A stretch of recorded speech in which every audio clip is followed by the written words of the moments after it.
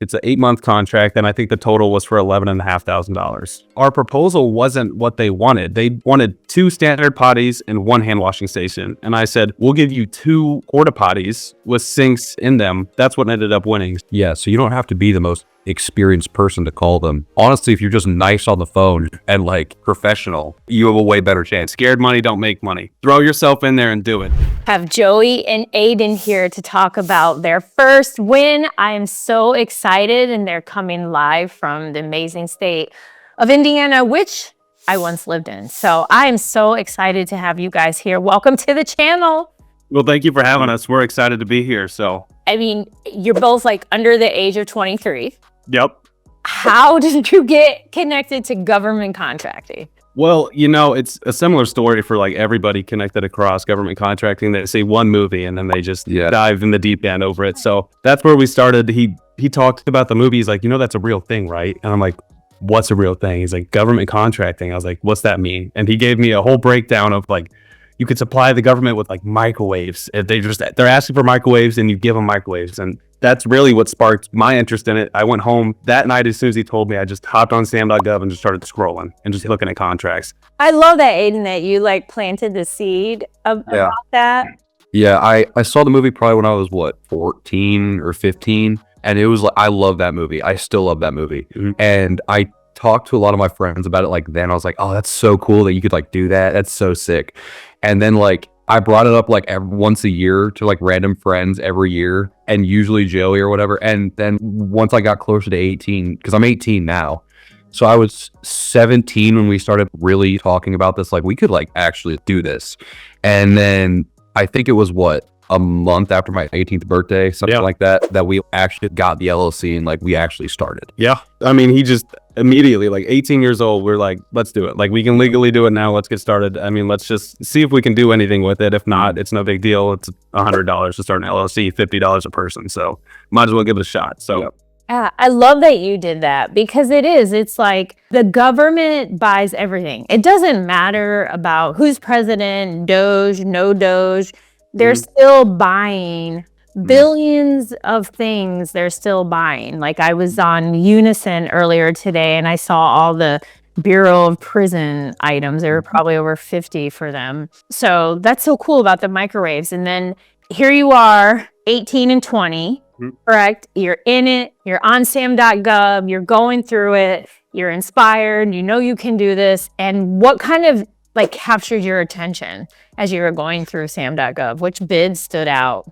So we watched all of your videos, like literally all of them. We've seen pretty much every tutorial video, half your interviews. We've seen all of it.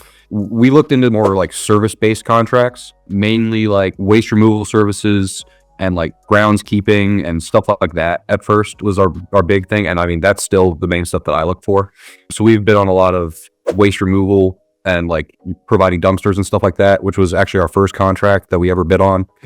It was this contract for, I think, 3 40-yard dumpsters at MDC Guanabo. It's a prison in Puerto Rico. Yeah, Puerto Rico. So we kind of used that as like our practice, learning, figure it out together kind of thing. So we literally did all of it side by side. I have 2 monitors at my house. So on one screen, I had your videos. And then on my main screen was like all of Sam.Gov and everything we were working on. Yeah. So yeah, that was our first contract. We didn't win it, obviously, but a little too big for us to win first time. But yeah, we used that as our foundation to build our foundation. So we both understood what we were doing. So we were side by side we were always talking when we were like on the phone with people. We would be in like Discord call or whatever. And so I would have him on my headset and I could hear him. And then I was on the phone with some subcontractor in Puerto Rico or something, or we would co-write emails basically to people down in Puerto Rico and all this different stuff. And then we co-wrote like the proposal, and we would send each other your videos at night and we would like watch them before bed just to like study basically. And we did all of that. And yeah, so that was kind of our like practice proposal, if you would.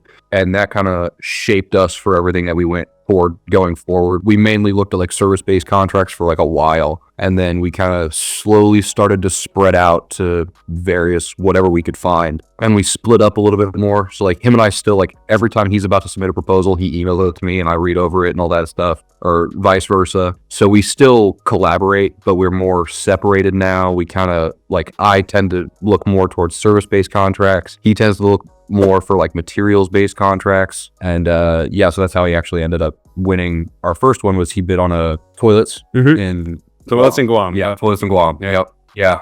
So like to answer your original question, like what sparked the interest in it was, like he said, he just talked to me about it. He just gave me a breakdown, like a brief breakdown of it. And I hopped on Sam that night. And I still remember the first contract I ever looked at. It was for turf removal in, I think it was Arizona or something like that. And I was like, looking at the document, it's obviously overwhelming. And the statement of work is obviously overwhelming, but just reading through it more, it kind of simplified it, and it allowed me to understand, okay, they only need this and this. These other bunch of pages are really just laws and regulations that you have to follow. So I guess that's really what just kickstarted it, was understanding that it might look complicated, but there's stuff in there that breaks it down to make it super simple for you. No, there is. And I love that you brought that up, because it can be very overwhelming. And then some people, which you can use, and I even have videos on, is you can use AI, which is good.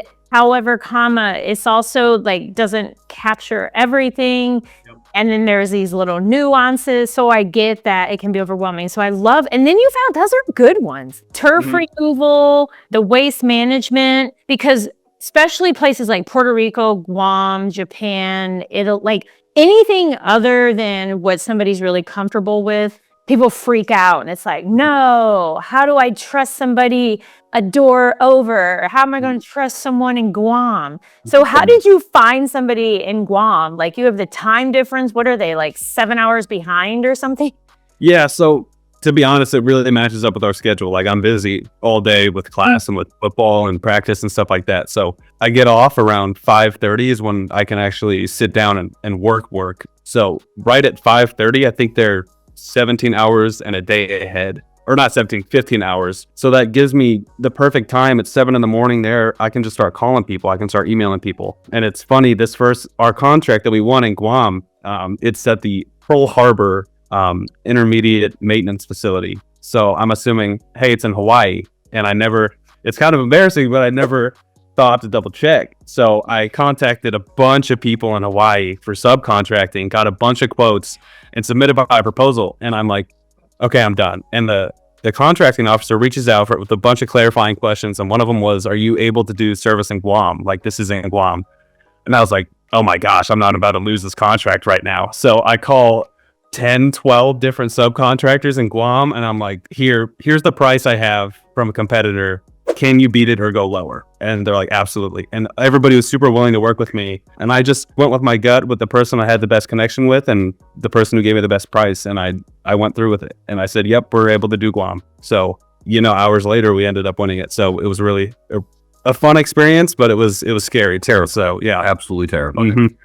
But I love that. First off, I want to thank you for your honesty about that, because it aligns with what I desire, how I am. Like, it should be terrifying, and those things happen. Those things definitely happen. Like, there are some things we recently ran into.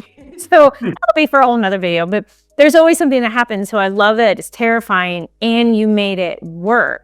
Like, that's what's great. It's not like, oh, it's in Guam. Oh, I can't do it. No, there's no reason you can't do it in Guam. There's tons of contracts in Guam and companies who want to bid, but they have things for them. It's not important to go on Sam.Gov. So here you are offering somebody an opportunity on a golden plate. So, oh my gosh, I love that. So when does the work start, or has it already started in Guam? It started 10 days ago, so we're a little bit into it, and I'm checking in with the subcontractor almost every day just to make sure everything's going smoothly. And that might be overwhelming for them, but that's what they told me to do. So they said check in every day. I'm checking in with the contracting officer just to make sure everything's running smoothly there, if they need extra service or anything like that. So we're 10 days in, and everything seems to be going all right so far. So that's amazing. I commend you, because sometimes that'll come up like, oh, I contacted a sub, I got a price quote, I won, and now I can't get a hold of them. Or I'm working with this sub and now I can't get a hold of them. Like, there's nothing wrong with over communicating. With over communicating, with checking in, with like it's acting like some of these companies are, where they text you like 3 times a day. It's like, there's nothing wrong with that, because at the end of the day,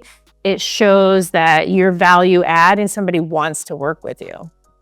And that's, I mean, really, it's at the end of the day, it's a gut feeling. It doesn't matter about the price you get if the phone service is awful. You want to go with someone that you can get in contact with, that you can reliably count on. Like, I make sure I get in contact with customer service if I need to, and they connect me to the higher ups, to someone I know I can get in contact with if I need to.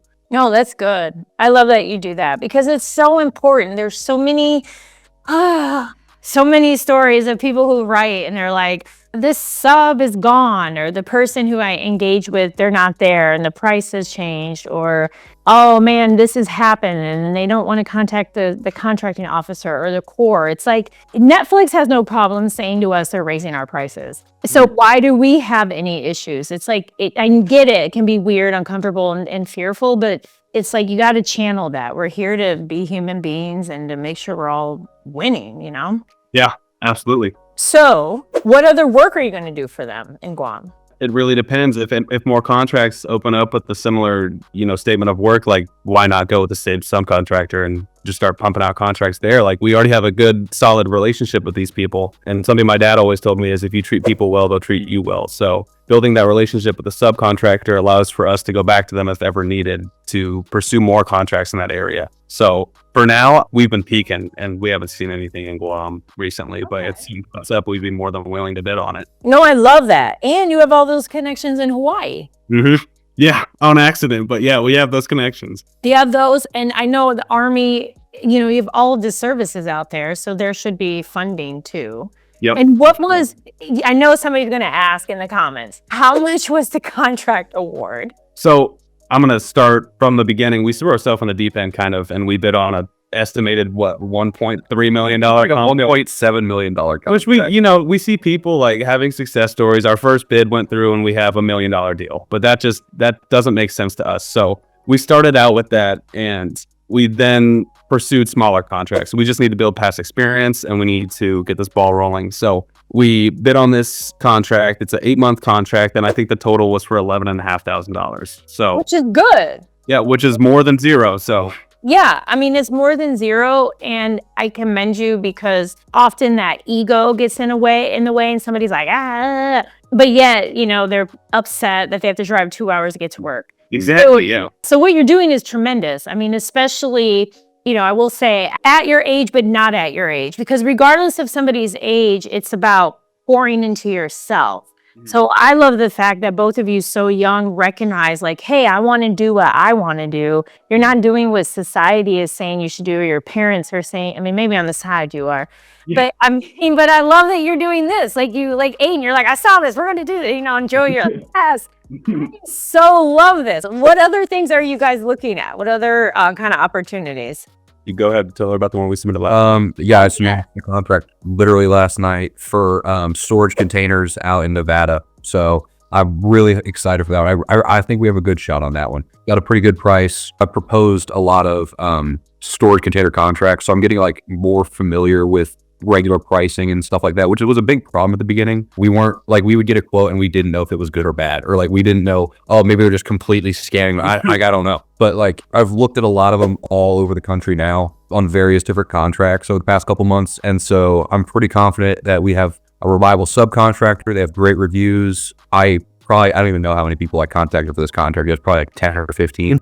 And so we went with one that was like, they didn't have the lowest price, but they had the best service. I have the personal cell phone number of like 3 people at the company at this point. And it's just like, I know I can get in contact with them when I need to. And that's something I've always been worried about with these contracts is, like you said, suddenly I can't contact my subcontractor anymore and I'm just kind of screwed. So I really like the people that we're working with. I really hope that we get this one. No, I love that. And I love that you go with your intuition, because sometimes there's like this misnomer out there, like go with the lowest price. And it's like, yeah, I mean, sometimes, like that Dollar Tree mentality is great, but these are people you have to work with, and you have the contract as the prime. So then everything is dependent on them, and you don't want somebody who's questionable. So I love the fact that they gave y'all their phone numbers. And you also touched on something that comes up often is, how do I know this is the right price? How do I know I'm not being scammed? What have you done to really decipher that? Really just contacting as many people as we can get our hands on. We watched all your videos on like using AI and stuff. So we would use AI to give us numbers. We would Google like the area and just search. Sometimes I've just gotten on Google Maps and just looked like everything. We just as many people as we can get in contact with, and then we just compare all of the prices along with like just kind of like getting experience in certain areas. Like at the beginning, we had the problem. We were kind of looking all over the place for everything, and we weren't, I guess you could say, specialized in anything. And so now, having looked at a lot of storage contracts, I've looked at a lot of waste removal contracts, I'm way more familiar with the price of that certain things should be. And that, I think, just comes with experience. I mean, there's no way I could have walked in day one knowing in every area what a perfect price would be, and knowing if, they're upcharging me 70% just because they don't think that I know what I'm talking about. So yeah, that's definitely been a big thing, which is just getting experience in certain areas, just kind of understanding what I'm doing more and getting more comfortable. Oh, and that's great, because it is a lot of putting in the hours, reaching out to vendors. I like that you're also focused on areas that aren't controversial, that's always in demand: waste management, portable storage. I mean, even with the whole return to work, I mean, the government has so many things at state, local, and federal that they need storage for.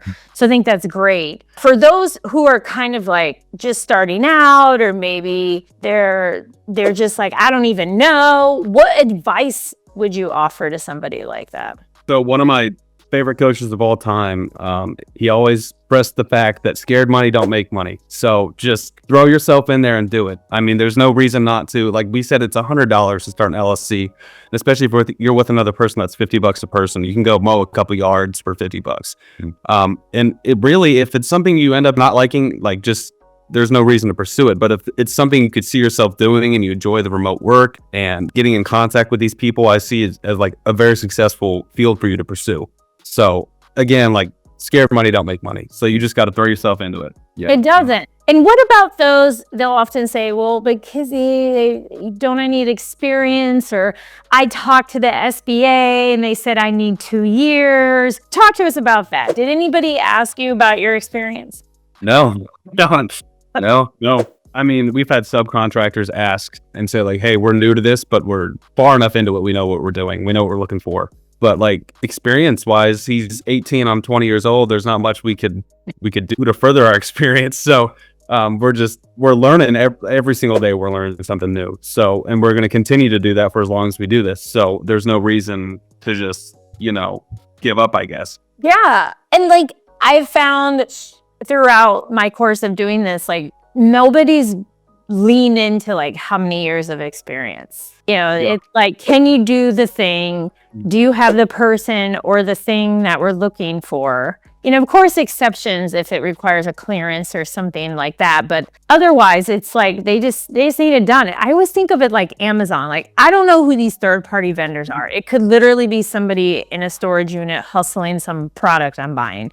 But you're on the Amazon thing. I bought you from Amazon. I got what I needed. I'm good. I don't need to know anything else about you. And the federal government is a lot like that. Yeah, they just want stuff done, and then people come forward and say, hey, we can get it done for you. So that's honestly, to dumb it down as much as we can, that's what we would say that is. They need something, we can give it to you for this price. So, and that's what we tell people that ask us what we do is, what are you doing? What are you doing for work?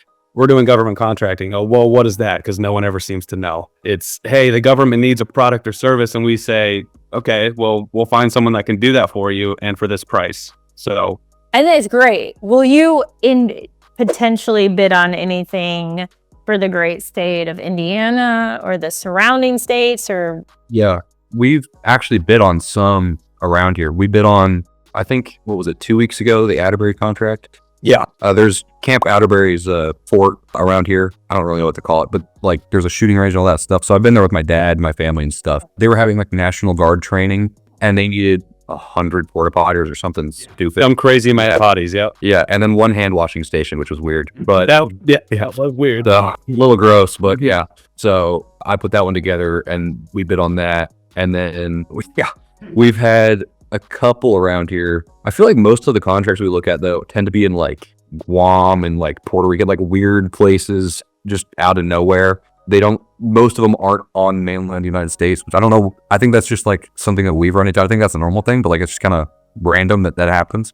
Yeah. But yeah, we bid on one in Illinois. We've bid on a ton. Yeah, So, we've bid on a lot. But when we search for these contracts, we filter a ton out. So you know how they post thousands and thousands and thousands of contracts a day, but we filter it down so we only get around 600, 700 that we know we can legitimately pursue just by looking at them. So we search by, we filter out the DLA altogether because we're registered in DIBS. If we want to find something, we'll just go to DIBS. All right. But like we filter out the DLA, we just stay on the SAM website and we just scroll. We scroll through parameters like when they're due, combined synopsis solicitation is what we look for just so we can get an understanding and then bid if we need to. So yeah, we filter out a lot of stuff. And if something happens to fall in Indiana that we can pursue, we'd have no problem with bidding on it. So no, that's great. And I love that you filter. I love that you're bidding on state.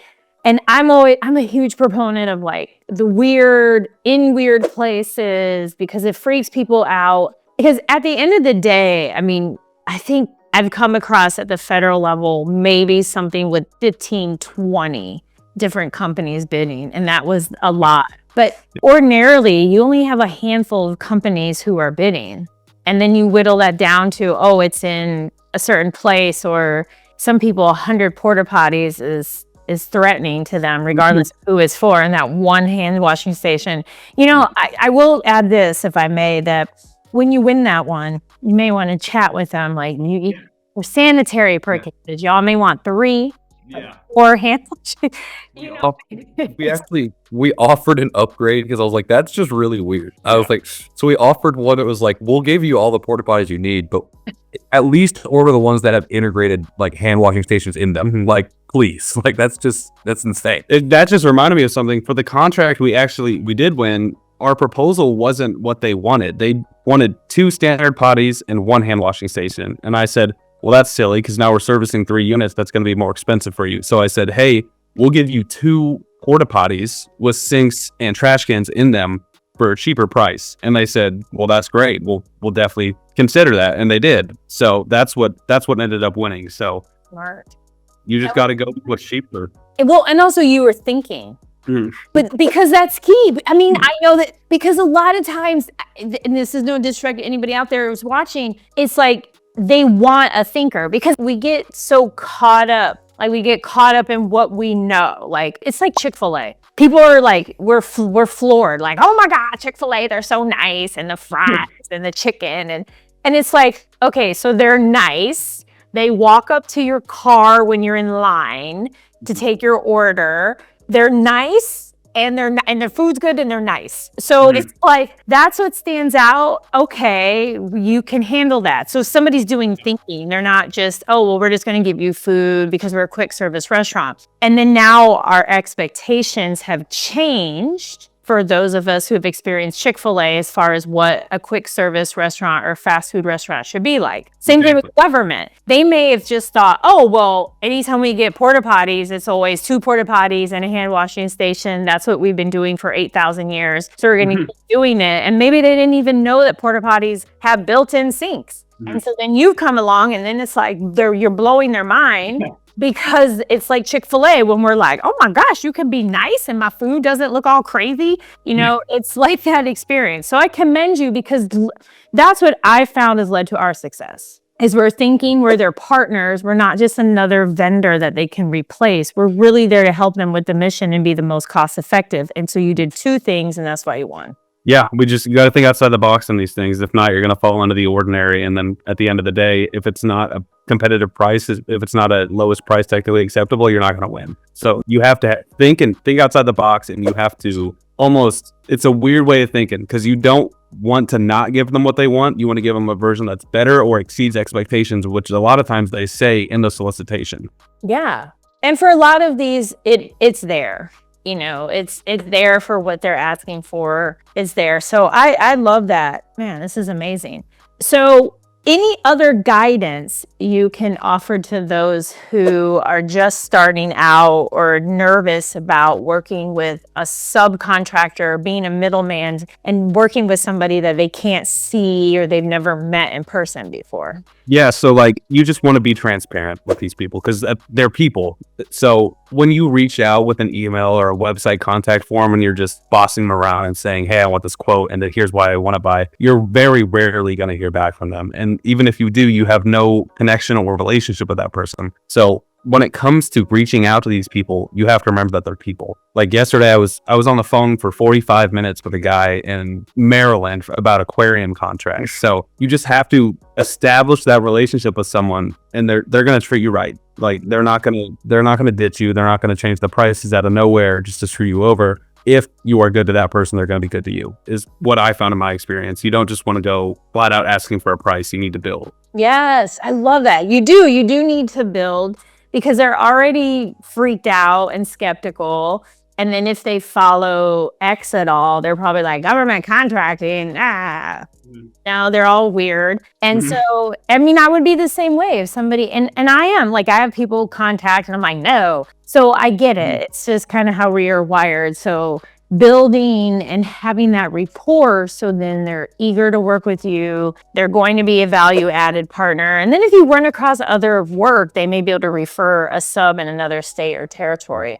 And it's almost every time I hop on the phone with a subcontractor, it's like, yeah, we've had a lot of people calling us about this, but no one's really knowledgeable with what they're asking. They don't know the answers to our questions. They don't sound experienced. So if you just take the time, read through the solicitation, and know the answers to the questions that they're going to ask, they're going to trust you and they're going to want to move forward in this process and getting you a quote. Yeah, so you don't have to be the most experienced person to call them. You don't have to be with the most past performance or anything like that. If you just like, honestly, if you're just nice on the phone and like professional, you have a way better chance. And that's, I think, on pretty much every contract we've bid on, our subcontractor we end up going with is always like, you guys sound way more professional than the other guys that contacted us, or you guys are way better about communicating, or what have you. And I think that's actually been just about every contract, including the one that we ended up winning. So, and it's clear, I mean, even from this interview, I mean, you guys are going to go off and you're going to do beyond amazing things. You're going to be like future billionaires and on your yachts. That'd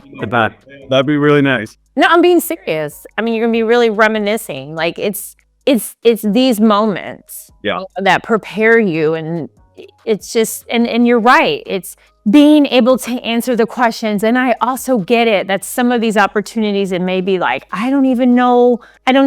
Well, it's either figure it out, bid on something else, or leverage something to figure it out. Because the answers that they desire, they need something. And so I love that you have the answers. You come off professionally, you're nice, you chat with them. That's the other thing is there's this myth that, I'm just going to throw this out there, request a bunch of quotes, get the information, and this is all going to take 20 seconds to do. And there are those people that want to talk for 45 minutes or for 5 minutes or for 2 hours, or, there's a lot of that. I mean, we have vendors, bless their hearts, that we, yeah. We have vendors we've known for years and they're all very colorful. So it's like, it's not just because you're doing the middleman subcontracting or starting out. For everybody watching, it's like, this is part of doing business. And that's what's going to continue to allow you to excel, because you have no problem with that, because you understand about the value of people. No, I love that. Are there any type of contracts that you're like, oh my gosh, we'll never bid on? Diversity and inclusion. None of us are bidding on that. What else are some that you're not bidding on? I can't really, like, off the top of my head, I can't really think of any. I mean, there's some that are just so heavily regulated, it's hard to submit a good proposal for it that we'd win. Like, I don't know, the arms dealing, all that kind of stuff. It's so regulated that it's hard to get into that space. Food ones are heavily regulated too, but there's sometimes you can find the subcontractors that meet all those requirements. But the food ones, like, they require a different type of invoicing, a different type of like setup and clearance and stuff like that. So and often a lot of different subcontractors to provide everything that they need for a food contract. Exactly. Like delivery, setup, all that kind of stuff. Yeah. Yeah, I feel you. Yeah, the food ones, I'm always intrigued. I think because I've always like wanted to have one contract with the Bureau of Prisons. And then I was like, no, I don't really want to do food. But I think it's interesting. I did interview a gentleman who he was incarcerated at one point in time, and then he ended up selling rice to I think Bureaus of Prison. He got like a rice contract or something. And so basically it's exciting, exhilarating what we can offer. And that goes back to the beginning of our conversation, is that the sky's the limit. I am so excited. You guys you're so full of life, and I just know you're going to continue to win more and more. And I definitely have to interview you guys again. I know people are going to reach out to you. So how can people best get in contact with the two of you? I'm heavily active on Instagram. Just go ahead and hit me up on there. I don't even know my handle. It's just look up my name and I should pop up there. Same for me. Yeah. Okay, cool. I'll make sure that your names are shared. And for all of you watching, please listen. All you gotta do is you just gotta learn, apply, adjust. I mean, seriously, like it's no BS. There's no smoke and mirrors, no David Copperfield, no whoever's the hottest magician right now. None of that going on. It's like, seriously, you just do it. And I just want to reiterate, bidding on things that you're comfortable with, that are not controversial. And look, I mean, what was that? Like, literally, it was like your second proposal. Oh no, we've submitted tons of proposals. Yeah, no, we've submitted tons. Yeah. I think that that one that we won was maybe 15, 16. So not like a huge, but enough for us to learn. And to be honest, I don't think we won these past contracts because our proposals were wrong. I think we had good pricing and we had a good way about it, but we just didn't know how to write a proposal. Yeah. So now that we know how to do that going forward, I see us winning a lot more contracts. Okay, I love that. And again, thank you for being open about it. winnerswaybook.com, y'all, if you want to take a look. Again, join Aiden. I'm so thankful and so grateful to the two of you. I will interview you both again. Please reach out to them. You're going to continue winning. I already know this. And I'm excited that y'all are here and got to witness this interview. And subscribe to the notification button. Check out the book. Everything is possible. Again, my name is Dr. Kizzy Parks. Until next time.